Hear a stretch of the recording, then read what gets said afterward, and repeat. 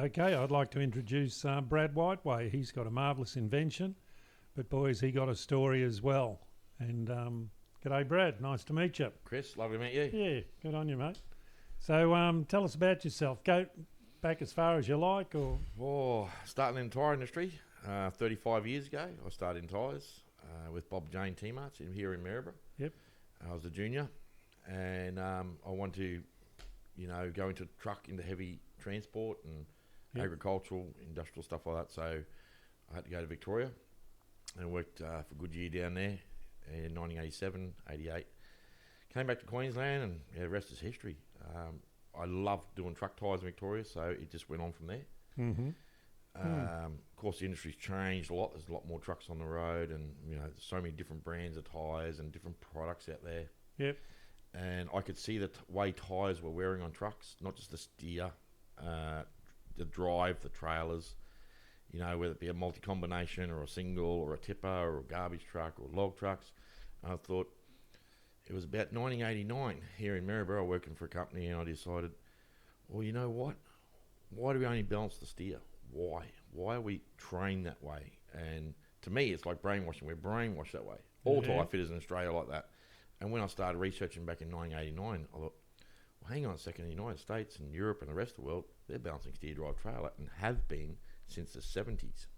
So the trailer as well. The trailer in the 70s, but mainly they still use lead weights back then. Yeah. When they went to radial tyres in the 70s, when radials came out, replaced nylons. They were still using lead weights, but they were balancing the steer and drive on large fleets in the United States. Yep. And a lot of people don't know that. And then I started using certain products that are out in the market, like a bead, but it was more like a sand, and it had its flaws like everything does. And I thought, as I went along, over the years, I thought, it's time. It's time. I want to test these different products. So I tested all these different products, and I found this product. And I thought, wow, I've tested nearly every product that's ever been made, from stainless steel, ceramic, so this plastic. is beads that goes in the tyres. Beads go in tyres, yep. Yep, and so there's no need to put the lead weights on the outside? Nope, no lead weights at all. Yep. Because lead, as you know, is highly poisonous. Yeah. And a lot of people don't know this either, but in 2005, Europe stopped using lead wheel weights. They went to zinc alloy. Yep. And a lot of the world has had to do that. Environment things. Yep. And this is where I like the beads, where the glass beads, because they're recyclable, they're reusable. They degrade a little bit, but and there is a lot of good products out there. Whether it be glass, ceramic, whatever. Yep. I've tested nearly all of them, but I've never ever seen anything like this. What it does inside a tyre. Yep. Nothing matches it. Nothing. Yep. And I'm still going to keep testing. There'll always be another product come along. Because I did this to help the transport industry. Mm-hmm. So many regulations and costs and that. I feel sorry for the truckie. Yeah. And after being a service fitter, for 20 years, you see that, you think, oh, this is wrong. I've got to help these guys. And I see all their tyres wearing wrong and all that. And, every tyre should be balanced. Yep. Every tyre. Anyway, that's how I got into the beads. But I really, really researched it after my accident. Yep. Tell us about your accident. That was a life changer. Yeah. 2005, September 19th. I don't remember the morning. I was on my way to work, on way to Maryborough. I was a service fitter, and I was going to a transport company up here to do tyres, and it was very early in the morning. Heavy fog and smoke, apparently.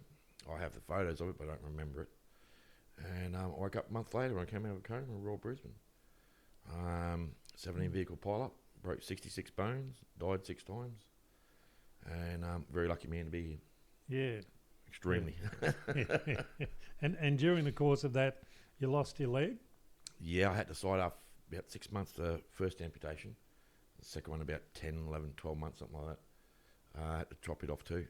So they amputated below the knee? Yeah, below the left knee first. Yep. It was never going to heal. They tried to fix it as much as they can. Yep. I'm riddled with titanium, $279,000 titanium holds me together from my head to my, to my So toes. do you go off if you're in an airport? Embarrassing. Very embarrassing. Extremely embarrassing.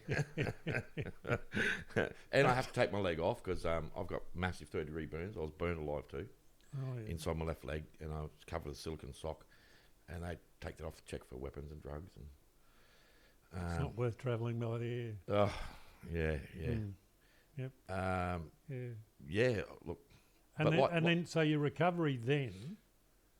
So you took how long to recover? oh, years. Yep.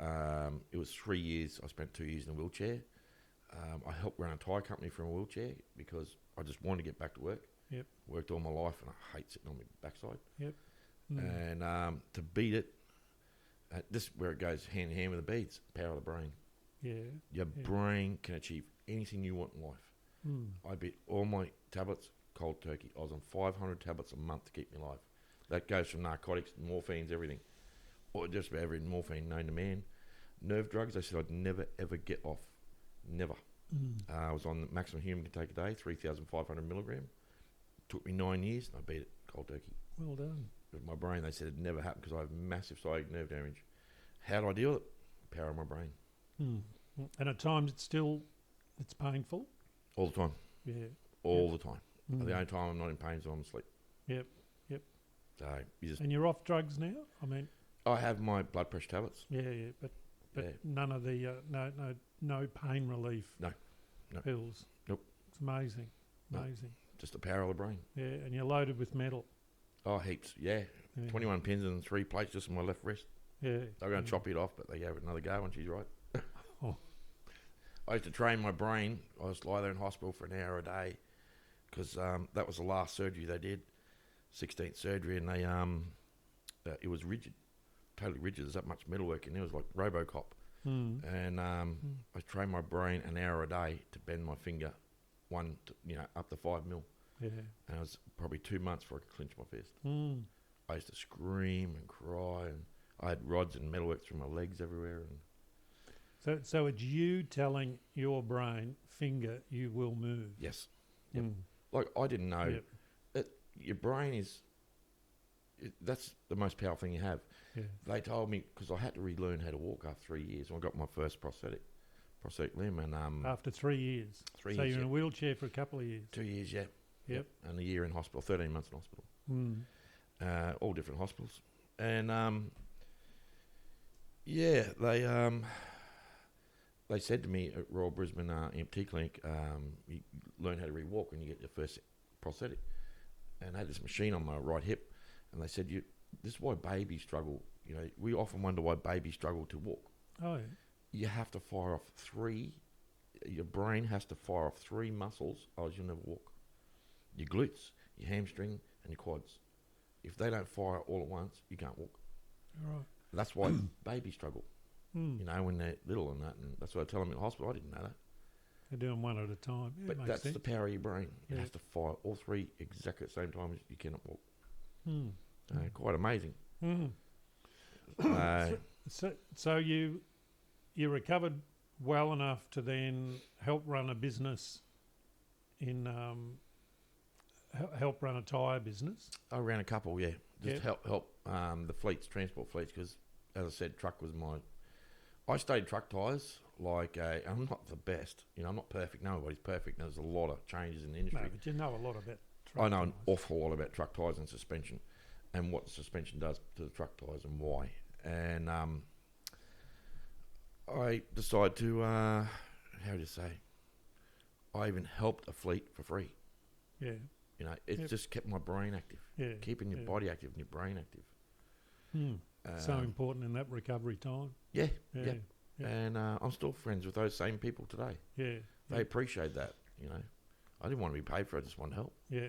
Yeah. No, keep on giving. That's that's really what we're about, Yeah, that's right. isn't it? As humans, yeah. Yeah. Needs to be more of it. Yeah. Less all about me Yes. and more about another. Yep. Yeah. So then you've always looked at beads going in tyres, and then the beads have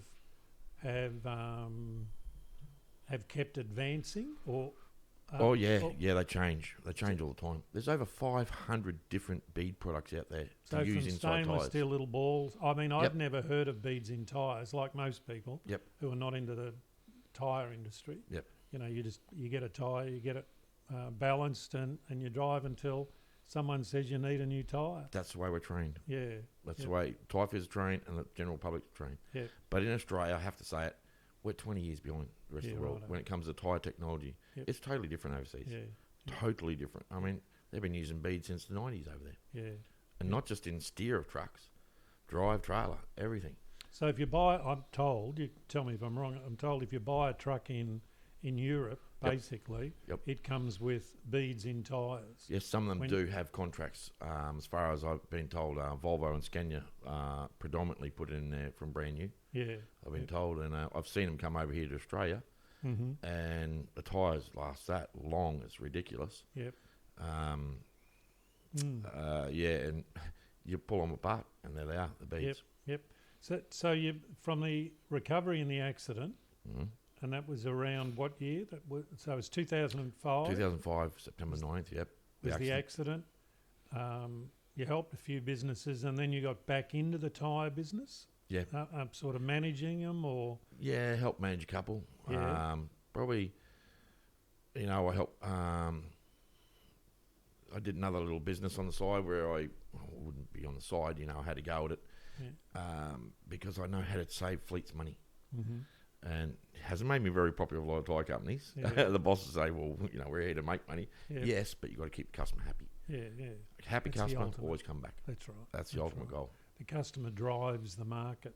Yep, anyway, that's right. You know, no matter what a supplier thinks they can, people are always looking for efficiencies. Yep, that's right. And better deals. Yep, so, certainly are. Yep. So then, it graduated through to starting your own business with the beads in... About 3 years ago. Yep. Right. And what, just as your ma and pa business at home? Yeah, ma and pa business at home, and Yep. just graduated from there into a factory, and so... Yep. And so you're selling... So you've got a market now in Queensland, New South Wales and Victoria? Yep. And you're sort of looking to expand that over into South Australia and Western Australia, Northern Territory? Yeah, I have networks, and, you know, networks that are going to take on different states and that. Plus, we've got a lot of interest overseas. Yeah. And that's where the biggest market is. But I could have went straight overseas straight away and made millions of dollars overnight. But I want to fix my own country first. Yeah. This country needed educating. Yeah. And that's why I really, you know, and I get a lot of opposition against it. You know, not everyone wants to run it. Yep. Because there are some products out there that aren't very good and haven't worked. Has given it a bad name. Has given beads a bad name, yep. Yeah. Yep. But I did 5 years of research on this bead, and now we found this new bead that's done 12 months testing, and it's 23% better than an old bead. Right. So it's, I haven't seen anything like it. Yep. So give us some of the savings that, or some of the benefits of putting the beads in the tyres. I know from earlier discussions with you, the beads last, the tyres will last longer. A lot longer. On the road. So a lot longer. Because they're balanced. So the beads, a packet of your beads goes in the tyre. Yep. And then the truck driver takes off, tyre goes round and round, and the beads stick to the inside of the wall? No, don't stick to it. See, this is where a lot of people think beads are a dynamic balance. A dynamic balance is not just up and down. It's not just lateral. It's horizontal. Yep. A dynamic balance is sideways and up and down. Beads are actually a static balance, where they just run along the inside of the inner liner, around the crown section. They don't actually go to the sidewall. Yep. And when you stop, they come down and sit down at the bottom. Some beads, you know, get a bit hot and they stick to the sidewall. But when that tyre gets going again, the beads release and keep going. Yep. But some beads, they just go round and round and round. Then when you come to a stop, they sit in the bottom, and then when you start up again, off they go again. And what it does, when it gets to full speed, it's finding the heavy spot on the tyre. Yep. So, which is the opposite to when the heavy spots normally that when the tyre's at the top, right? It's at full revs. You know, you're doing 100 k's, whatever, 110, 100 for a truck. The beads will find the heavy spot in the tyre. Yep. They have balance spots on tyres. Yep. And right. that comes and from each the factory. tyre is a bit different, is it? Or Very different. Yep. No tyres exactly the same. You know, to me, the layman, they're all black. Yeah, all black around. That's- As a lot of people say, you know, rubber's not black, it's white. And I said, well, what do you think makes it black? Carbon. Yeah, right. I said, every tyre's got carbon in it. Yeah. Tyres are a big user of carbon. Yep. Yeah. And I said, that's what makes tyres black, carbon. Mm. And I said, the more carbon you put in a tyre in a factory, the more expensive that tyre will be. Of course, they've got natural-based rubber and oils and silica, and, you know, the technology's come a long, long way in the last 20 years in tyres. Mm-hmm. And it's getting better and better, the technology. They spend more and more money on it, the manufacturers. Yeah. But they're still never going to get it right where the balance is so important. I tell a lot of people, go down dual carriageway, dual highway. Watch where you're driving, but pull up next to a truck while you're doing 100 k's an hour. Watch your trail tyres, watch your drive tyres, watch your steer tyres. Watch them bounce up and down. And a lot of people come back and said, oh, I see what you mean. And I said, because they're not balanced. So that creates drag. What's drag do? Use more fuel. Yep. The tyres bounce up and down. It's not balanced properly. What's it doing? It's wearing the tyre regular. Beads will balance all suspension components. Everything that moves, steer, drive, trailer. Okay, so, but being a static balance in the steer, it's still susceptible to playing up a little bit. Yep. And it could differ on the, it could depend on the, with the steer tyres, it comes back to the truck and the tyre that's on the truck. I've had lots of trucks the same, different steer tyres. It plays up some, but works 100% better than others. But overall, the beads perform you know, leave wheel weights for dust. Yep. So give us some of the other advantages. So that there's less vibration in a tyre. Yep. So that would mean less maintenance. Less maintenance on your suspension work. Less maintenance as far as it comes to rotating your tyres. Yep. Because you're not getting the irregular wear. You're not getting so much shoulder wear on the shoulders, especially on the drive, steer and trailers. Right. You're not getting lateral wear and diagonal wear across the tyre on trail tyres. And that's because it balances suspension. And since airbags came in, that was a big problem with tyres, especially low profiles. Low profile, trail tyres, whatever. Beads love low profile tyres. Beads go in every single trail tyre that's out there. And drive and steer. The benefits are unbelievable. When you run them in every single tyre, the benefits blow your mind. Yep. So there's less maintenance, of course. Yep. That's less cost. Fuel, is there some of the There drivers are saying? Yep. Yep. Big fuel costs in the transport fleet. Oh yeah, that's the biggest. That's the biggest bill. Yep. And you just think going down that road, those tyres are going bang, bang, bang, bang, bang, bang. As I said, that's creating more drag. When those tyres are balanced and you drive next to a B double or a single on the road, you'll see they've got beads on them. It's just bounce, bounce, bounce, not bang, bang, bang, bang, bang, because it's balanced. That's creating a lot less drag, a lot less fuel usage. Yep. So of course it's a no-brainer. It's going to save fuel. Yep. And it's even more comfort for a driver. A lot less fatigue on a human body. I've already heard that from heaps and heaps of drivers around Australia. Yeah. They said it's so much less fatigue. We've actually got it in log trucks where it's saving them that much money on log trucks. It's not funny. And tippers. Yeah. Now they're very hard. Logs is probably the hardest truck out there. You know, they're on corrugated roads that, you know, shake your insides out. Yep. But they're just coming back saying, you know, one company's come back just recently and said they're just blown away. Everything's dead flat. For the first time in the history of the company, their tyres are dead flat. Hot steer drive trailer. And that's saving them a lot of money. Instead, you see so many tyres coming off over the years, I've seen lots of it, where it's lost 50% rubber because of the irregular wear. All right. And that's because it's not balanced. Yep. When it's balanced, they wear dead flat. So they last longer. A lot longer. A lot longer. So what are some of the results of people that are saying they're lasting how much longer? Well, I've had one of my customers said it's doubled the life of his drive tyres. So roughly a drive tyre lasts... Oh, look, you can get up to 50, 60 to 100,000 Ks extra. Yeah. Now, that's a lot of money. Per tyre, that's a lot of money. Yep. And as I said, tyre manufacturers don't really love me. But they're looking at the negative way. That's what I say to them. I do have a lot of tyre companies on board around Australia that run it. Yep.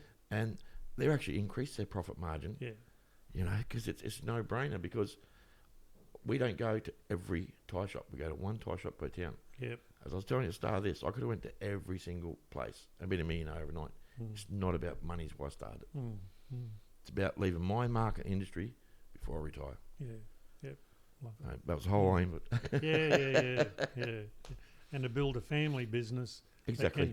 that can support the family if they're wanting to be involved in it. That's an asset that you're leaving. Yep.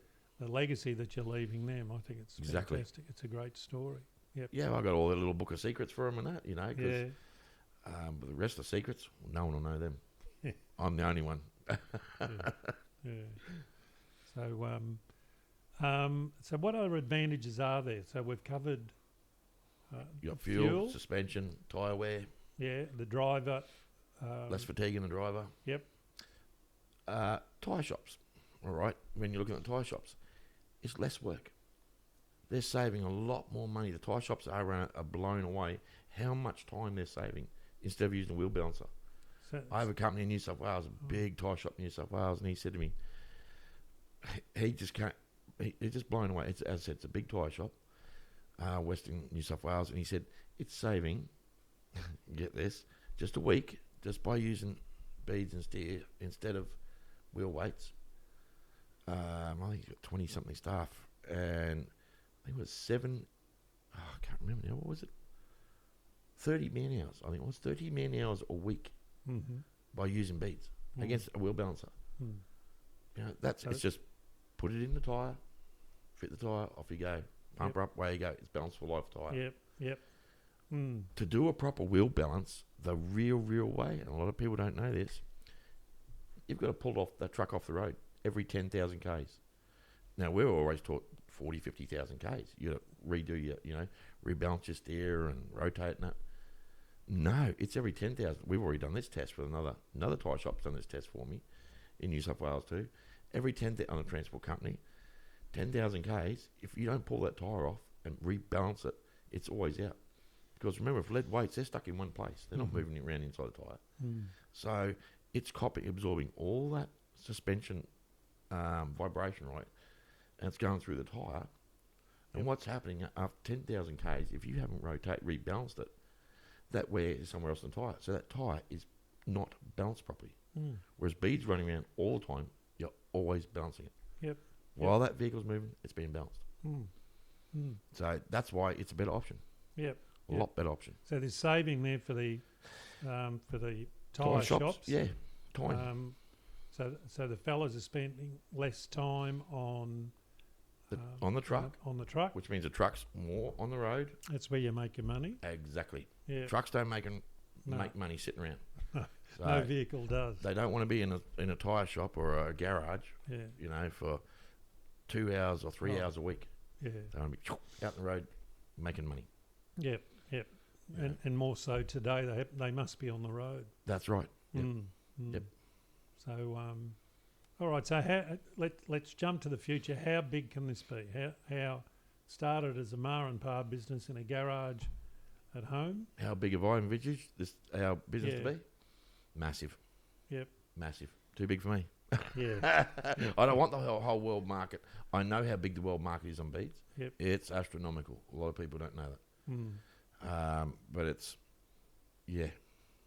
So there's an education to educate people that beads are good for tyres. Yes. Yep.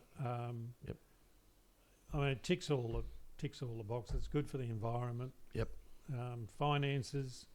It's a saving. Mm-hmm. It's a point of difference for some businesses, I'm sure, because it's a competitive industry, the trucking industry. It is. And of course, running costs, apart from petrol, they're big costs in keeping a truck on the road. It is. So, and tyres are a significant cost factor. Third largest cost in a fleet. Yeah. Is your tyre bill. Yeah. Yep. Mm. Yep. You've got your fuel and all that first. That's always first because it's the highest cost, and your wages and everything. Mm. And tyres always third. Yeah. Yep. Mm. Then you got mechanical. It's pretty hexy too, but yep. You want less mechanical. So what helps it? Yeah. A product like beads can help your mechanical so much. So just on tyres, so that you can buy a new tyre or a retread. Now, I don't know much about retreads. Yep. Well, occasionally, I mean, you see them on the highway where there's peeled off on the side of the road. That's a retread? Yeah. I used to work in Band-Aid factory. Okay. There's a fallacy there of retreads. I was never a great lover of them, but I tell you what, it opens your eyes when you see what happens in a factory. When you see, Band-Aid put this out many, many years ago, United States and Australia, worldwide really. When you see a retread on the side of the road, 9 times out of 10, it's not the retread's fault. Mm-hmm. It's the tyre casing. If you see steel with that retread, because that retread's just rubber. Yep. Okay, moulded onto the casing. When you see steel with it, it's the casing that's let go, not the retread. Right. So, 9 times out of 10, and that's what gave retreads a bad name. You see all the rubber on the side of the highway. Yep. It's 9 times out of 10, it's the tyre casing that's failed. Yep. Not the retread. Yep. So retreads, the beads works with retreads as well? Incredible. As I said earlier, it's double the life in some with a big fleet that we have. They're just blown away the money they're saving. It's double the life, and they run everything, steer drive trailer, and they got hundreds and hundreds of trucks, and they just, they're stunned. That's a big call, isn't it? Oh, it's huge. It's huge. Yep. Yep. It is massive. Yep. And, we're in Australia, a lot of people think we're massive in the transport industry. We're 1%. 1% of the world market. Industry. A worldwide industry of tyres, Australia's only 1%. Mm. And that's what I mean, beads are so big overseas. Log trucks over in Canada, just about every single one of them using every tyre, steer drive trailer. Beads. So Canada took it on, because that's where originally it was invented, wasn't it? Not the conception of balancing. There was powder out before that, but look, a lot of companies out there promote them in SUVs, four-wheel drives, motorbikes, all that, blah blah blah. I've tested them all, and they don't work 100% in every single four-wheel drive tyre and every SUV and every motorbike tyre. There are some good beads that work in different ones, but they will not. No bead in the world will work in every single tyre. I'd have to go. It'd take me ages to go into to explain why they don't work in certain tyres. But that's why I only promote for truck tyres. Yeah, you're specialised in truck tyres. Specialised truck only. Yep. Yep. It's truck, light truck. Yep. So the Max 1. And how'd you come up with the name Max 1? When I came up, I thought, when I was thinking of the names, I thought, righto, I got to invent it around the product. I want to invent the name around the product. And I thought, when I found out after 5 years of testing what this bead was doing, I thought, wow, this is a game changer. And it's flogging everything in the market that I've ever tested. And I thought, okay, I want the maximum results, and I want to be number one in the market. Yep. Max 1. That's how I came up with the name. There you go. And your wife agreed? Yeah, she agreed. Yeah, my wife agreed. Yep. Yeah. So Max 1, that's how I came up with it. Good one. So you're getting it out there. Yeah. Yep. It's increasing the market share, making the people aware of such a the product exists. Yeah, because not many people know. No. As I said, we've all been trained one way here in Australia, but it's time. It's time. And yeah, I'm going to overseas interest, a lot of overseas interest, and it's going to expand over there. But I want to fix Australia first. That's home. Australia's home. Yeah. Australia needs to be educated on this. But as an Australian, born and bred, we're susceptible to change, to try new things, whereas Americans and Europeans are, oh yeah, we'll try that. Yeah. Not everyone's like that in Australia. We think of a product, think, all right, we're stuck on this. Yep. We'll do it this way. Yeah. And there's no need to be like that. Don't be afraid to change. Don't be afraid to have a go. Yeah. That's the whole idea since my accident. Don't be afraid to have a go. No, it's an unfolding story, and I'm excited to be able to share it with you. It is. It's exciting, It's fantastic. I love these businesses that just start, in the regional areas from ideas and experience, and put it into practice, and then watch it grow. Yeah. And yours is one. Yours is it's a great story. Righto, so we can. Jason, have you got any? Okay, Brad. Let's have a chat about moving with the times. I mean, you've got an invention, that is doing remarkable things. Yeah. But if people, we're both old enough to even reflect back on. I remember the brick telephone. Oh yeah, the old brick telephone. Yep. And a good friend of mine here in Maryborough, he was the first to get one here, and I thought, you're just a show off. I mean, it was, I think it was $3,000 or 3.5. And I remember having the conversation with him, and he's a bit of a futurist, and he said, one day these phones will be, the size of your hand. And I used to think, oh, he's kidding. And he said, and they'll be about $1. And I said, no way, But I reflected back when I was doing accountancy training. We had a futurist lecturer, and he was from Pakistan. He was fantastic. And we were the first tech college in Melbourne to get a computer, and it was a huge, huge computer. It was 1.5 million. It was the metal discs, bit like a giant tape recording, and took up the top floor of this huge building. And he said, one day this computer will be the size of a desk. Well, he's wrong, because these days, you've got them the size in a smartphone. There's even more power. But so all these things move on, isn't it? So now some people don't move with the time. So let's just reflect on, and I think you did have a mobile phone back when they were a brick. Yep, when they were a brick, I had a bag phone in the service truck, and it connected to the indicators, and with a compressor going, and you're out on the side of the road or out in a paddock out in the middle of nowhere, you couldn't hear the phone. Yeah. Before that was UHF days, and OH&S was different back then. If you got stuck under a tractor wheel, you had it. Oh yeah, that's no one there around. You're on your own. You're on your own. Yeah. And that's where phones became really vital, really. Yeah. And the bag phone rang. The indicators start flashing because I see that over the compressor because you couldn't hear it. Yep. And I had my first own phone. It was a big brick thing. I was working for Borrowpairs in those days, and no reception out in the middle of nowhere, and but they have no change. And that's what, 25 years ago? Yeah. Is it? Yep. Yeah, I had that 93, something like that. Yeah, 26 years ago. Yeah. So, so the smartphones. So the young ones today that are only just used to these smartphones we've got. Yeah. For us that have been through the test of time, but to move with the times. Exactly. I remember we used to have lectures here at the Globe, and when CD-ROMs came in, and where you could put all the information. If you were from on the old floppy disk, if you were from a well-to-do family, your dad would have paid nearly a year's wages of $2,500 for the Royal Britannia Encyclopedia. Yep. And that's where all knowledge was. So that's a year's pay, and you're a very privileged family. My oath, if you had that. And then myself and another mate, we got into a business, and you could condense all that information onto one disc, and it's $1.50 disc, and you could sell it for.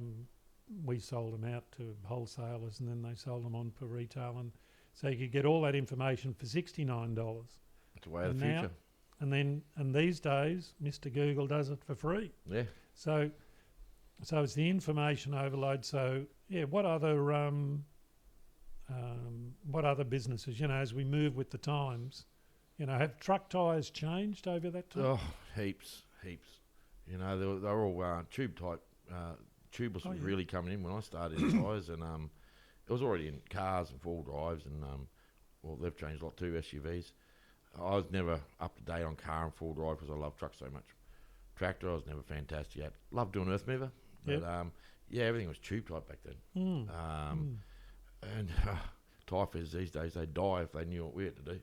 Yeah. Back then, you blow the tyre off the rim, and no safety cages back then. Just blow the first bead off, take the lock ring off, and they were tough times. Yeah. Are there still tubes in tyres now? Yeah, there is. Yeah, but a lot less. Yeah. There's wouldn't even be 5% now. Yep.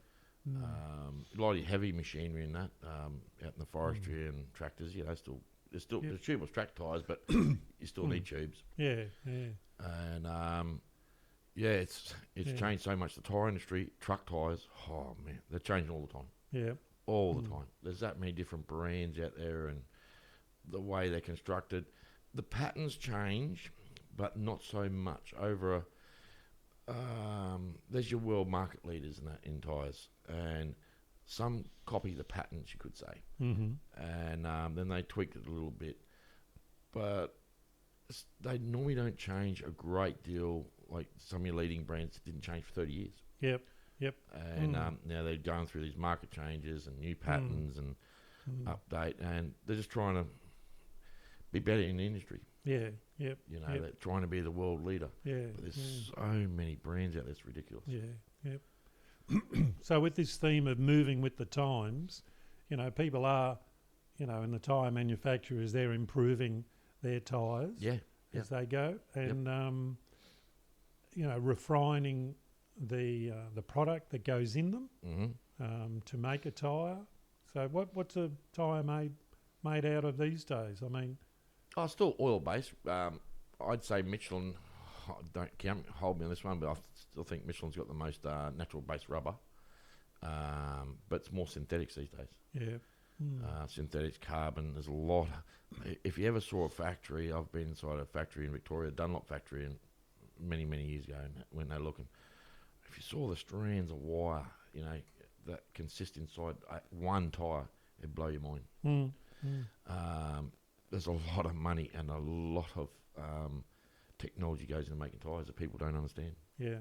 Yep. Including retread factories, you know, there's a lot of technology goes into that. Yeah. A lot of money. Yeah. And people think, tyres are so expensive, because people don't budget for tyres. You know, in No. a normal household, they budget, you know, in transport companies, of course. Yeah. But it's So that moving with the times theme, I remember also we had lectures on informing people that one day you will buy goods out of the computer, you know, and it was quite amusing to watch people. This is in probably late 90s. Yep. And half the people that had come would look at you as though you're a little bit strange. Yeah, I get that. And the other half will be, you know. So there's the early adopters, and there's people that see things early, and others want to see it proven. Yeah, that's true. You know, and it's like with your product. So that was interesting, you know. And so these days, you know, 20 years down the track, now, you know, it's quite common for people to buy, you know. And, it is. And that's why retail, the old-fashioned shop doing retail, is struggling. And, you know, and regional areas of Queensland are struggling too, you know. But because people, now you can shop online, gets delivered next day, 2 days later, anywhere in Australia, isn't it? You know, so there's a whole lot more freight. Once again, that's where it all comes back to. Yep. These, you know, more trucks, more tails. But another business that, you know, hasn't, you know, didn't go with the times, you'll remember Kodak? Yeah, Kodak cameras, yep. The good old Kodak. Oh, they were great when we were growing up. Yeah, and then Polaroid jumped. Yeah, Polaroid jumped when they come out, hit the button, and there she is. She comes straight out. That's it. Cost a fortune for a film, but I mean, it was big bulky thing. Yeah. So they were the Polaroids, and then, and these days, smartphones can take as good a. I mean, they're just getting better and better all the time. They are. Is all the photos. So that's the whole principle of the beads. I'll never stop testing. No. I want to find and, you know, getting better and better all the time. I'm not going to sit on my laurels. Yeah. I want to find the best product available for the customer. And, you know, so if you just sit on your laurels, well, I'm not going to do that. No. Never do it. Yep. No. And someone's going to come up with a better product than what I've invented now. Well, that's I didn't invent beads. Yeah. But in my eyes, I perfected it. Yeah. Because the results we're getting is just it's astounding. It's blown me away. Yeah. You know, I just can't believe some of the results. But it is true, and you tell people a lot of that, because a lot of people won't do testimonials and that, because they won't give you data, because that's their linchpin to going for contracts. Yeah, you know? well, it's their point of difference too, isn't it? You know, they can make an extra margin. Yep. In there, they don't want to tell the world about it. Yeah, that's right. Yeah, no, it's fantastic. The another company moving with the times that didn't is Blockbuster Videos. Yes. You know, we remember, you know, you used to go down to the video shop and grab a family video and watch it on Friday night, or there, you know, or over the weekends, that sort of thing, school holiday time. And then ultimately, the videos have changed, and apparently Blockbuster were offered Netflix, I'm told, and they turned it down. They said, no, that won't work. Well, it's goodbye Blockbuster. Exactly. Welcome Netflix. Yeah, that's isn't right. It? It's where it's heading. So Well, that's right. It's where if you don't go with the times, and I know there's a lot of old school there. Nah, bees don't work, or this doesn't work, or that doesn't work. Yeah. Fair enough. Okay, I just say okay, no worries. yeah. You can't push the product on the customer. No.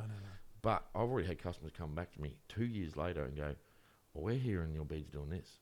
Can I try it now?"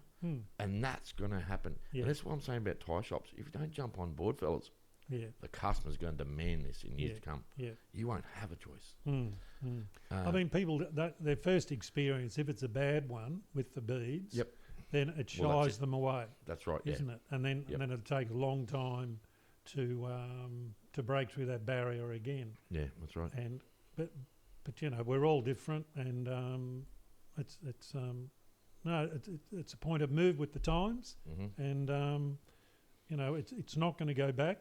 No. To the old days without computers. It's not going to. How would we? You know, you can't go back to no air conditioning. I mean, that's right. we're softies now. We're softies. Yeah, I'm a softie. Great invention, aircon. Yeah, isn't it? It so is. these, we'll do that as another session, I think, on inventions. Inventions, yeah. Some things, yeah. There's lots you can do, eh? Yeah, there is. Anyway, it's great being talking with you again. All right. Thank you, Chris. Pleasure. Awesome. So, that was a good one. That was good. That's about 15 minutes, yep. Yeah. There's so much you can do on it, isn't there? So much. You know, and so when you start to think there is, and because you're linking it in with the digital, and as Jason said, you know, the truckies going down the highway, if we can get into their heads, you know, the Max 1 fella, or Brett, whatever he's under, go at one leg, I mean, isn't it? It's some bit of attraction we're doing, you know, about your story. Yeah. So, as Jason said, you can say more about your story. Oh, yeah, I could go on and on about it. yeah. Just the horrible things I've seen and what I've had to experience and what I've seen other people experience in hospitals and, you know. But that's the sort of stuff that people are wanting to hear. Yeah. You know, I believe it is, you know, because they're just, they're wanting good stories. You know, they're wanting real stories. Yep. And good ones. The day I got my first prosthetic leg, it was used to be Goodwill Orthopedics in Wishart in Brisbane, and it's now Opal. I'll never forget that day. I got the first fitment, and for the first time in 3 years, I could stand. You know, on my own 2 feet, and the smile on my face, I could feel my face light up. I could walk again. And I met this little kid in there. And he was getting his final fitment. And I never told you this one. This is I've told my wife. I'll never forget this boy. He was a little African boy, and he was taken on. He was all over the national news about this. He was taken on by this ex-heart surgeon in Brisbane and his wife, who, you know, long time retired. And he was about to go to a new family in the United States. Now, when he was a little boy with his family, he used to, over there, they've got to catch a train while it's going. It doesn't stop. In Africa? In Africa, yep. Yeah, righto. Yep. Yeah. He was about 10. Yeah. And you can imagine trying to catch a train while it's going. Yeah. Anyway, I was outside talking to the you know, his carer, his father, and it was great watching because he got first time ever, 2 new arms and 2 new legs. Wow. The same day I was getting. So he lost them running for the train. Yeah, what happened was he was climbing up the back of his brothers or sisters, whatever, as the train's running, and he slipped and went between the wheels and chopped both arms and legs off. Yep. Oh. He was 10. He was 10 when that happened. But his attitude, it just, no joke, Chris, his attitude was unbelievable. You know, he's happy, jovial. I'm getting 2 new arms, 2 new legs. He's just like a new person. It was bloody unreal, eh? And he, you know, he struggled to walk, of course, but he didn't need walking sticks, nothing.